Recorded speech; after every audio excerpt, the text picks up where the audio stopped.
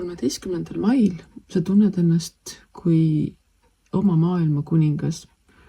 Sa oskad olla nii tunnete kui mõistusega selle juures, mida sa teed. Sa tead,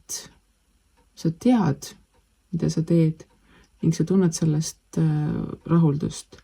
Sa ei ürita olla targem või parem või teistest üle, vaid sinu olemuses on see rahu, see tasakaal, mis saabub siis, kui sa tead ja tunned, et see, mida sa teed, on täpselt see, mida sa praegusel hetkel tegema pead. Sa ei püüa endast jätta paremat muljet, ei püüa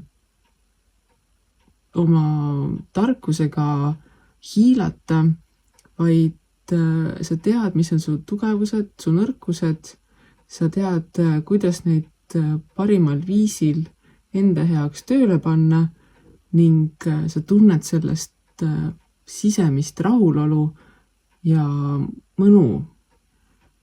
Ja proovi seda tunnet nii-öelda meelde jätta ja tunda, et teistel hetkedel, kui sul toimub selline arusaamatus või midagi sihukest, mis su maailma segamini lööb, siis proovi sellesse praegusesse hetke tagasi tulla, kus sa tead oma väärtust, sa tead, mida sa tahad, sa tead, kuidas asju tehakse ning sa oskad seda kõike väga tasakaalukalt ellu rakenduda. Nii et tunne ennast oma maailma tipus olevana ning ära lase välistel asjaoludel enda heaolu ning mõnusat olemist raputada.